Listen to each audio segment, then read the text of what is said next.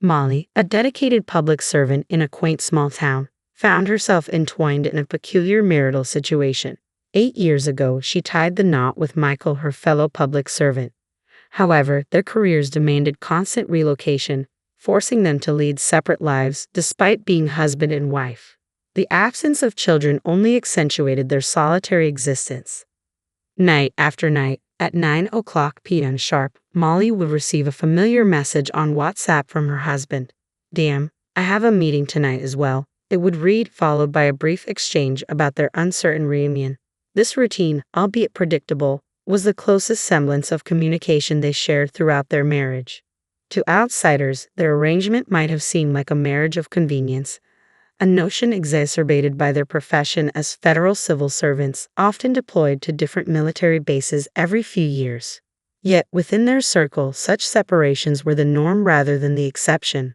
2 years ago, during one of their fleeting WhatsApp conversations, the topic of purchasing an apartment in Molly's hometown of Jackson, Mississippi arose.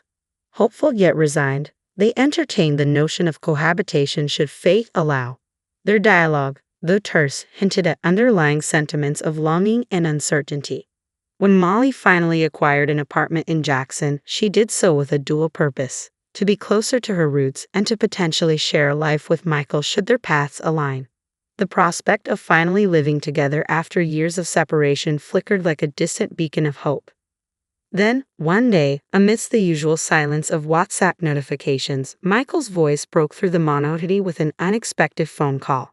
The deviation from their routine caught Molly off guard, prompting a brief exchange about his parents' upcoming visit. Despite the shift in communication medium, the warmth Molly had yearned for remained elusive in Michael's distant demeanor. As Molly hung up the phone, she couldn't help but wonder, when was the last time they truly felt like a couple?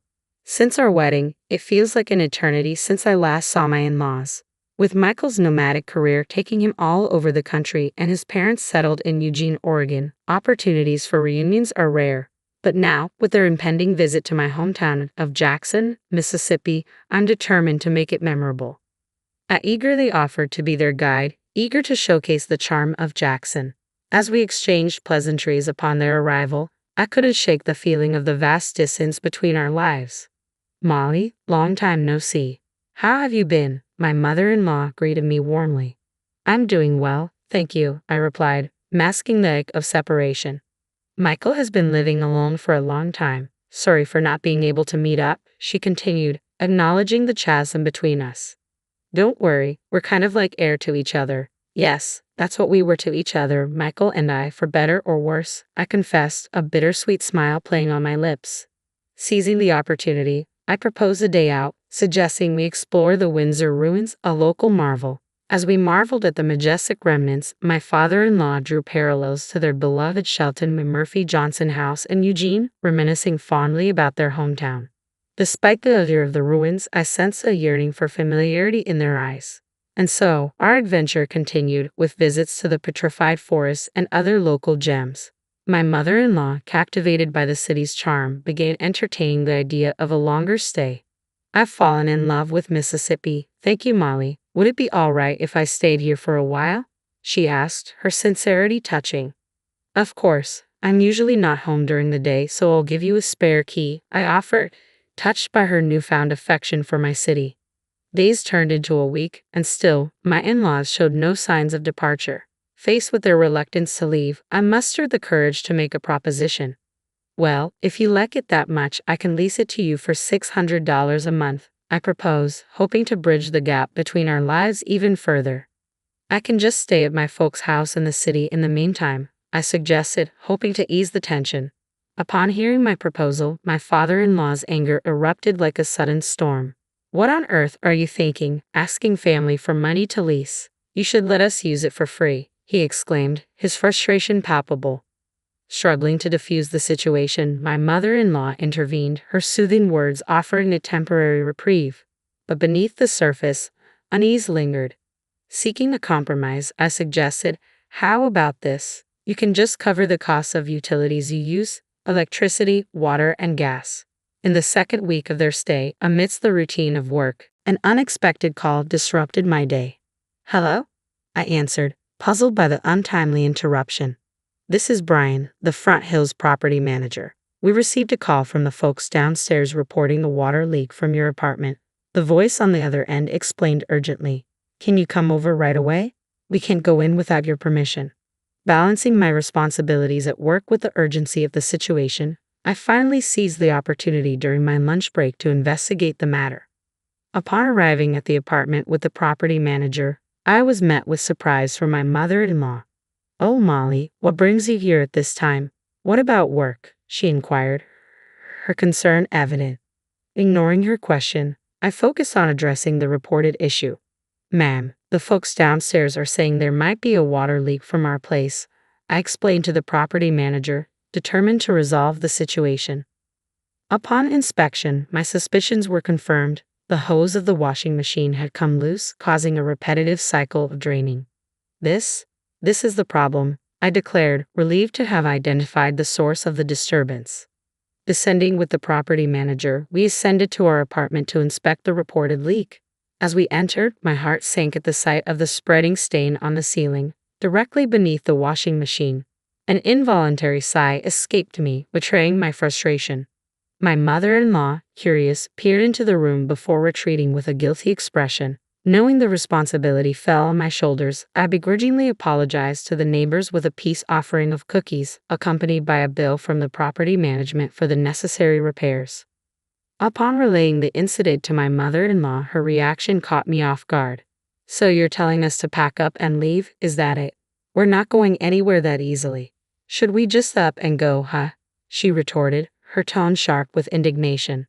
The complaints continued unabated. Another call from the property manager revealed a new issue. My father-in-law's nightly balcony serenades were causing a disturbance.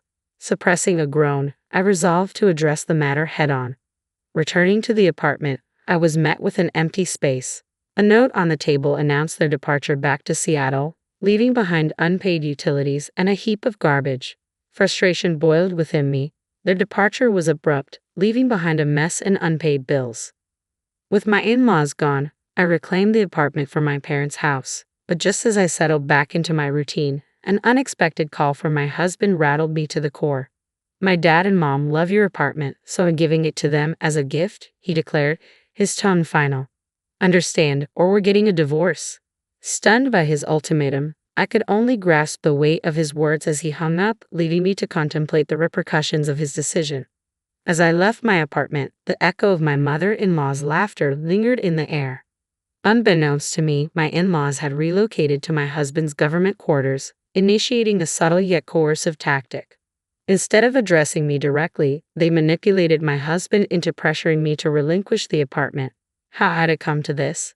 Now, I found myself at a crossroads. Surrender the apartment I had fought so hard for, or face the prospect of divorce. It was a binary choice, one that weighed heavily on my mind as I deliberated the options.